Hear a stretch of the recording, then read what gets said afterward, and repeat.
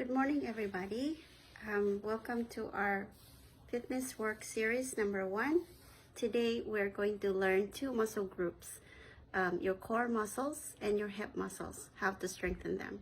Your core muscles compose of your abdominal muscles, your back muscles, your diaphragm muscle, which is your primary muscle for breathing, and your pelvic floor muscles, which helps you with your control of your bladder.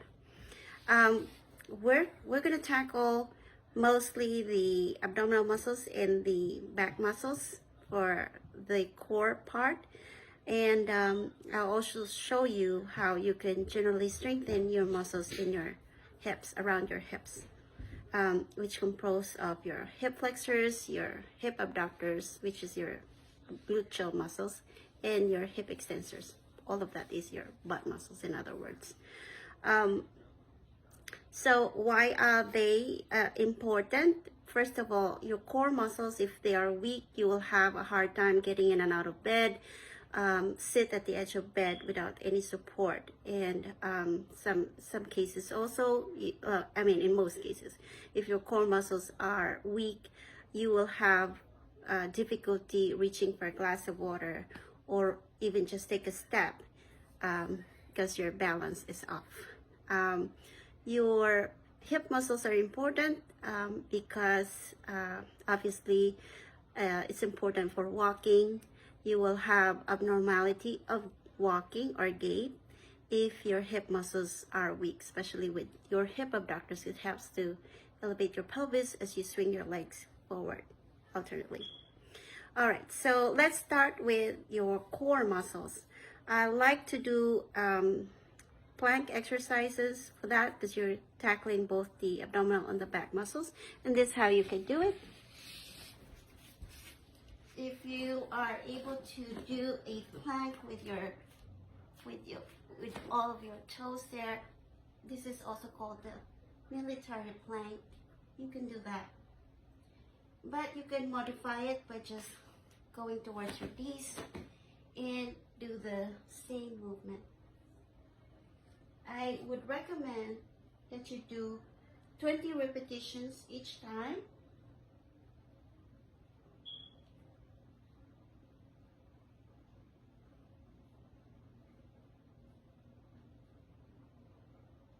And usually for my patients that are very weak, I will have them do push-up on elbows,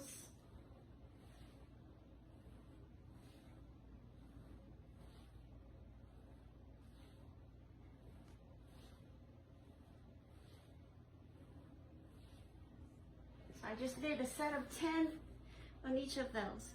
So 20 repetitions 4 times a day is my usual recipe or frequency, in order so that we could get the minimum amount requirement to be able to strengthen one muscle grade higher. So say if you're not able to get in and out of bed and your muscles are very weak, I would say it's either a 3- or 2+, and you want to increase it to a grade higher. That's the number of repetitions that you need in order to strengthen 1 grade higher in 6 months. So that is for your core muscles. In this position, this is also good to reposition your spine.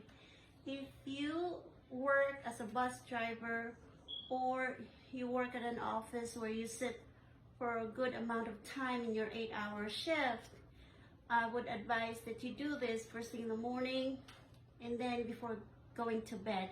And that way you're repositioning your spine and you will not have any problem down the line. Okay, so for our next exercise that we're going to learn today, we're going to strengthen your butt muscles or your gluteal muscles. And this is how you could do that. This is a good strengthening exercise for your gluteal muscles. It also repositions your spine from the lower end of your body.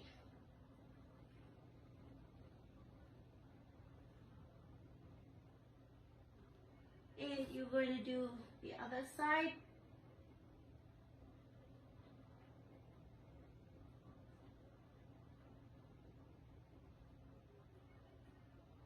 Take a few seconds break and then do it again.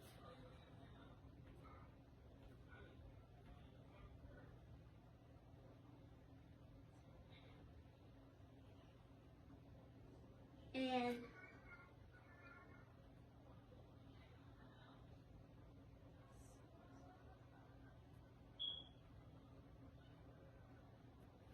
so that's your hip extensors, and we just did 20 of them.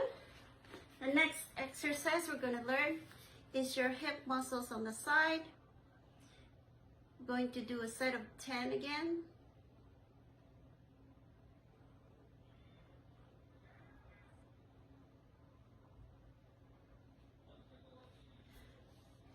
Take a deep few deep breaths here. So your hip muscles are very important for balance. The reason being is that this muscle is the one responsible for elevating your pelvis as you are about to swing the opposite leg. So if your pelvis drops, you're not able to clear your foot from the ground and causes you to trip. So very important to do this exercise. There's some modifications. If you're not able to do it on the side, you can do some hip abduction laying on your back, and that would make it easier because you're using your muscles along gravity. All right, then we finished that 20 repetitions, and now we're going to strengthen the muscles. First, we're going to strengthen the muscles in your abdomen without creating any problem. For the most part, for athletes I've come across with who likes to go to the gym, they do a lot of this movement all the way. I can't even do that. But that is not good because it creates a diastasis recti where your muscles on each side of your abdomen actually get separated.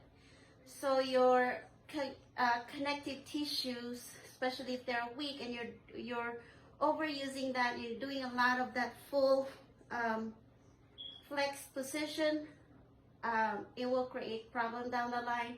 So we don't recommend that as physical therapists. What I like to use for abdominal muscle strengthening is this is called the Sarman's flexion.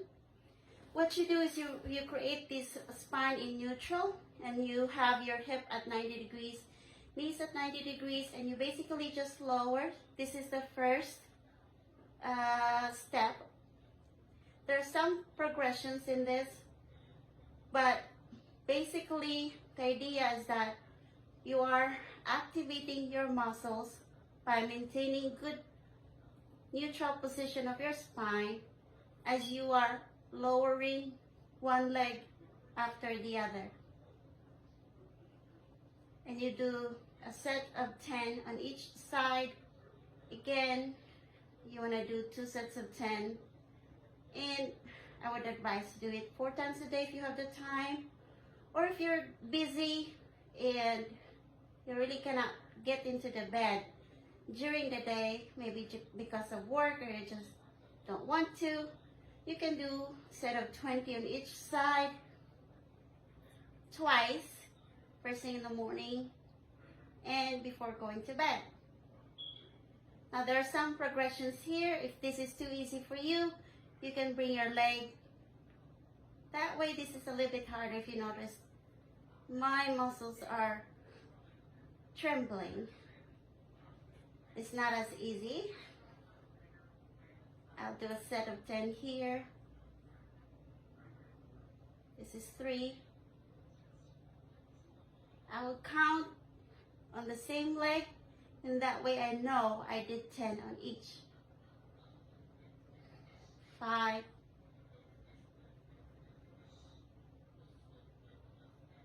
6, 7, and this is also a hip flexor exercise, if you notice. So we're hitting 2 birds, 1 stone with this exercise. Your abdominal muscles and your hip flexors. Do 1 set.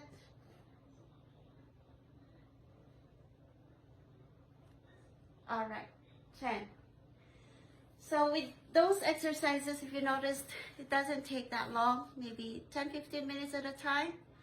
If you just put that as part of your daily routine, there's no way that you cannot strengthen your muscles. Even if you can't get that 80 number of repetitions a day, but at least you're doing something. And as I always tell my patients, it's like you're depositing money at the bank so that by 6 months you'll have your vacation money or whatever that you're saving for. Same thing with our exercises, same thing with how we do things. So if you incorporate this as part of your daily routine, just like brushing teeth, then that's how we can get strength. Thank you for joining me today. I will try to do some exercises for the neck, which I find a lot of people that are using their devices are constantly in a bent position will have some neck pain and numbness on their hands. So these are simple tips that you can do in order so that you can address problems on your own and you don't have to rely on anybody. Thank you.